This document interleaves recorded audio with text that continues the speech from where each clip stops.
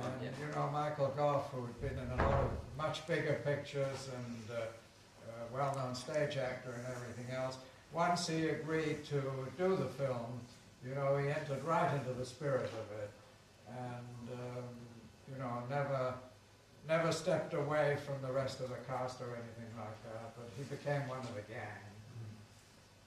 Very, very happy memories. Sounds like a very happy shoot then. It was a very happy shoot, and I think actually that, you know, it comes through when you see the movie. Yeah. That everybody was really having a very good time. I tell you what surprised me, just seeing the movie just now, which is the first time I've seen it for 30 years, is the quality of the camera work. Yeah, don't you agree? I mean, yeah.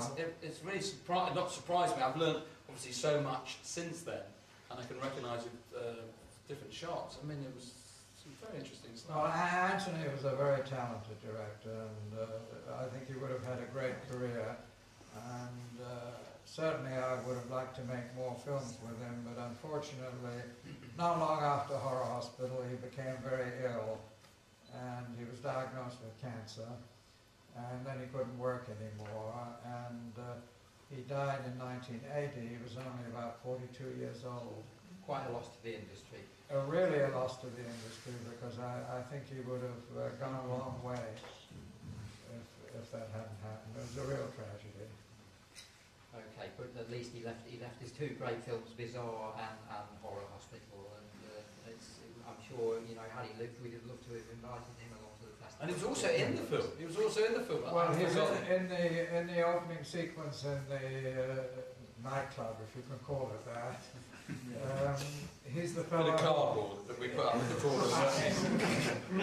He is the fellow who recommends Robin, you know, that it's time he took a holiday and went somewhere. I told him to piss off. Right. Yeah. But I really meant that. Robin, you mentioned there, alluded to the paucity of the sets on Horror Hospital. I think one of the things that fans fondly remember is the scene in the Hairy Holidays office with Dennis Price, which looks as though it's a little shoebox in the corner somewhere. It was actually, no, funny, that was shot in Battersea Town Hall. Right. And but I love Dennis. I mean, he used to say to me, just before a take would go, a little bit of script revision, dear boy, and he'd disappear, and you'd hear this rattling, and then a fizz, and then and he would come out and go, I'm ready now.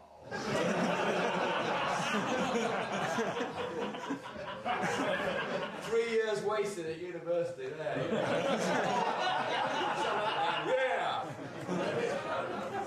See, I had worked with Dennis because he was actually also in Tower of Evil, but we only had him for one day in a guest appearance there.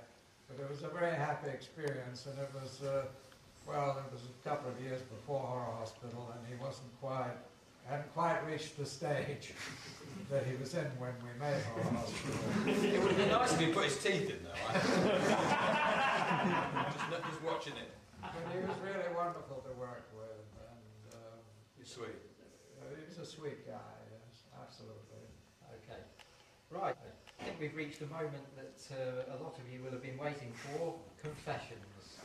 Well, maybe not. This is, well, of course, yeah. I mean, I said to you before, Robin, that when we were talking earlier, that you're probably asked all the time about the Confessions movies. How different is this festival for you then, in that we're asking about Tower of Evil and Pete Walker and so on? Well, it's very interesting when people say today, look, I've got a little bit of You Dance with Mark Bolan, and yeah. It's because it usually is Confessions, and I avoid. As far as I'm concerned, I was asked to write a book a few years ago, and I just put that to rest. I wrote the book and for Random House, and I put the whole story, which is basically what the book was about, a very tongue-in-cheek look. So I had to put that. So what you're saying is go out and buy the book. No. Yeah, £2 now, it works. Yeah.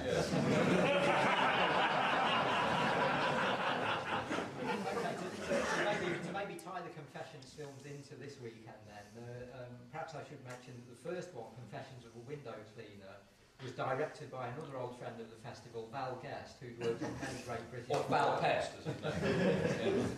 So what are your memories of Val then? Well, Val's great. He was the master he was the master of touching up women without them knowing they were being touched. One of his great tricks was he had a cigar, and he'd be directing, and I'm going to use your body, if I think so. It has been used for a little while. I can see. And he would smoke his cigar, and he'd be saying, "No, darling, you know, this is what I want you to do." And the ash would fall on her nipple. And it's like a trained cigar. I'm so sorry.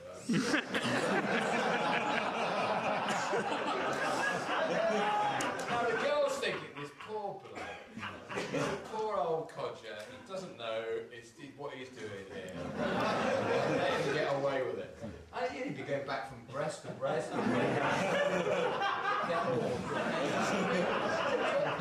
got away with it with the trained cigar, which is why I retitled him Foul Pest. So you learned a lot from him then? Yes, I did. Sorry, I don't smoke cigars. Now, my personal favourite of Confessions movies is the Confessions of a Pop Performer, in which you appeared with the great Peter Cleall. Oh, you worked with in Fen Street. yes, I met him originally in Fen Street, in Please Sir, actually, I met him first. And I consider Peter a great forgotten figure of the 70s. Yeah, definitely. Well, late 60s, early 70s, yeah. Yeah, so how did you get on with him? Fine, no, I knew I've known him for years. Yeah, yeah. I mean, in your book, you talk about a lot of the young actors that were around at that time. It's almost as though you created a sort of British Rat Pack. There was you, Richard O'Sullivan, Robert Powell. Robert Powell was an odd inclusion there. Yeah. If you think of the parts he would play, but he was one of the. It was Dennis Waterman. The big drinking club was Dennis Waterman, me, and Robert Powell. That was the sort of nucleus, and it spread out with Warren Clark, George Layton, of all people. Yeah, yeah. Who appeared with you in Stand-Up Virgin Soldiers? And Confessions of a Driver. Yes, of course, yeah. Because George, I could always tell when George went to the part in one of my films, it's because we played football, no one ever passed the ball to me, because I was crap. And George would suddenly, if there's a bigger film I was about to make, he'd go, Robin, yours! What the fuck's that? Yours, coming now, go on! I suddenly realised he wouldn't be cast in the film. Why'd you pass to Robin? He's crap! So the Confessions movies ran throughout the mid-70s and very, very successful too. But during that time as well, you made a film that has become notorious among fantasy, horror and science fiction fans. Frank Agrama's legendary Queen. And we do have in the audience tonight